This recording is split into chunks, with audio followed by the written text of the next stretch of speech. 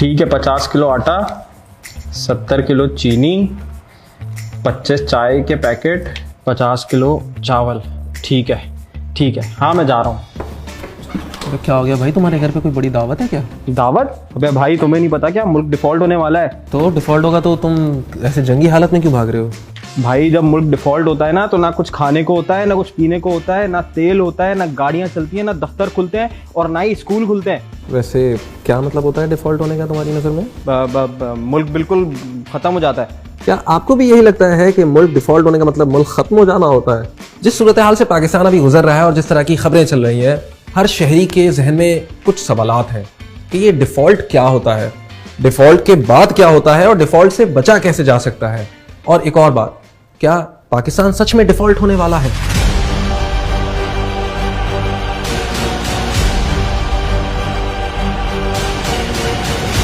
अच्छा भाई, तो चलो तुम ही बता दो कि डिफॉल्ट होता क्या है, और अगर पाकिस्तान डिफॉल्ट कर जाता है तो क्या होगा? भाई किसी भी मुल्क को चलने के लिए पैसे चाहिए, ये तो तुम्हें पता है। तो पैसे कैसे आते हैं? या तो मुल्क बहुत सारा सामान बनाता है और बाहर बेचता है और वो बाहर से पैसे या डॉलर्स कमाता है। दूसरा तरीका ये होता है कि उसके बहुत सारे लोग बाहर काम करने जाते हैं और वो रेमिटेंस भेजते हैं, तो उससे डॉलर्स आते हैं।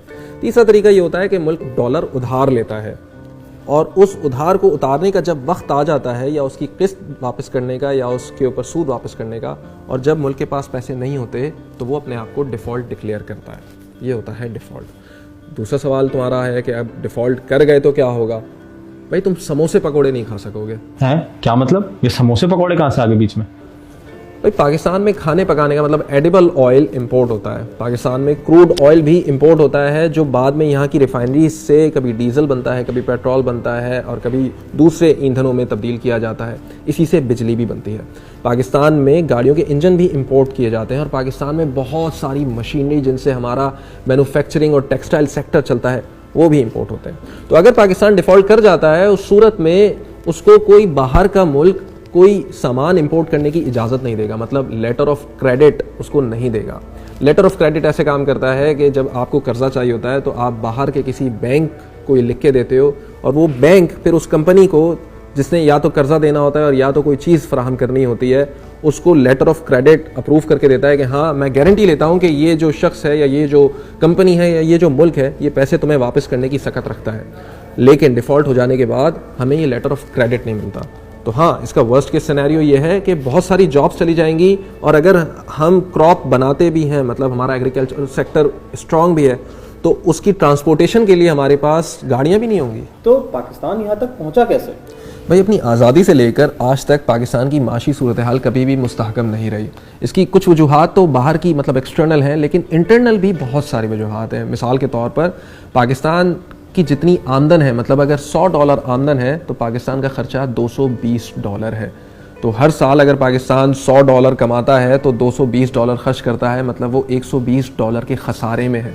अब ये खसारा कैसे पूरा होगा? क्योंकि पाकिस्तान के पास तो ना मैन्युफैक्चरिंग सेक्टर इतना स्ट्रॉन्ग है कि एक्सपोर्ट्स बहुत ज़्यादा हो, ना पाकिस्तान इतनी ज़्यादा सर्विसेज बाहर देता है कि वो अपने डॉलर हासिल कर ले, ना पाकिस्तान के इतने सारे लोग बाहर से रेमिटेंसेस भेज रहे हैं कि वो खसारा पूरा कर दें।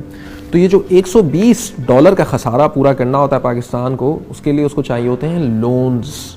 वो लोन्स कभी हासिल करता है दूसरे ममालिक से, कभी हासिल करता है बॉन्ड्स के ज़रिए, मतलब वो बॉन्ड्स मार्केट में फेंकता है और लोग वो ख़रीदते हैं, तो पाकिस्तान के पास डॉलर्स में पैसे आते हैं। तो जब मुल्क उस नहज पे पहुंच जाता है कि उसके पास पुराने कर्जे उतारने के लिए पैसे या डॉलर्स नहीं होते और कोई दूसरी कंट्री या दूसरा इदारा उसको डॉलर्स नहीं दे रहा होता उधार में, तो वो बिलाखिर पहुंचता है IMF मतलब इंटरनेशनल मॉनेटरी फ़ंड के पास, और वो फिर उस मुल्क को डिफ़ॉल्ट होने से बचाता है। लेकिन पाकिस्तान की तारीख़ इतनी ख़तरनाक रही है कि वो गुज़िश्ता करीब 65 सालों में 22 मरतबा IMF के पास जा चुका है।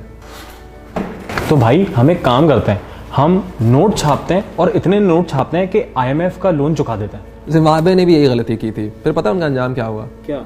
वहाँ के लोगों को रोटी खरीदने के लिए भी इतने सारे बंडल देने पड़े रुपयों के। वो क्यों? इसको एक मिसाल से समझते हैं। ये मेरा मोबाइल रखो। Thank you. नहीं, मिसाल के लिए दे रहा हूँ। अच्छा। इसके एवज में तुमसे चाह रहा हूँ कि मुझे कोई सबूत दो कि मैंने तुम्हें मोबाइल दिया है। तुम क्या दोगे? मैं तुम्हें एक पेपर पे लिख के साइन करके दे दूंगा। गुड। लेकिन अगर तुम वो एक की बजाय 5 पेपर पे लिख के दे दो, तो क्या इसका मतलब तुम्हारे पास 5 मोबाइल फ़ोन आ जाएंगे? नहीं, मोबाइल फ़ोन तो एक ही रहेगा मेरे पास। तो इसका मतलब चाहे तुम 1 पर्ची दो, 10 पर्ची दो या 100 पर्ची दो, उसके पीछे वैल्यू तो एक मोबाइल की है ना। अच्छा, तो हम अपने रुपए तो छाप सकते हैं, डॉलर नहीं छाप सकते। तो हम जितने ज़्यादा रुपए छापेंगे डॉलर की कदर उतनी ज़्यादा बढ़ती चली जाएगी। तो अगर आज $1 के मुकाबले हमारा पैसा 220 रुपये है, ज़्यादा पैसे छापने से हो सकता है वो 300, 400, 500 रुपये हो जाए, क्योंकि हमारे पास उसके पीछे बैकअप करने के लिए कोई वैल्यू नहीं है। तो यार अगर पाकिस्तान डिफॉल्ट कर जाता है तो फिर क्या होगा? मतलब हम रिकवर कर पाएंगे क्या? पाकिस्तान कोई पहली कंट्री नहीं होगी जो हाकिम बदहन डिफ़ॉल्ट कर जाएगी। आज से पहले करीब 100 से ज़ायद कंट्रीज़ डिफ़ॉल्ट कर चुकी हैं। और फिर ये होता है कि IMF बीच में पड़ता है या दूसरे ममालिक बीच में पड़ते हैं, वहाँ पे ह्यूमैनिटेरियन एड के नाम पे या मुल्क की रिकवरी के नाम पे उनको कुछ शराइत पेश करते हैं और उनको खाने पीने की एसेंशियल आइटम्स देते हैं, और साथ में ये उनसे वादा लेते हैं कि आज के बाद वो अपनी चीज़ें रिफॉर्म करेंगे, अपनी पॉलिसीज़ बदलेंगे, और अगर उनको कोई उधार मिलेगा तो उसके बदले उनको ज़्यादा इंटरेस्ट रेट्स देने पड़ेंगे। और आहिस्ता आहिस्ता वो रिकवरी के पाथ पे कंट्री स्टार्ट होती है और रिकवर कर जाती है, जैसे स्पेन है।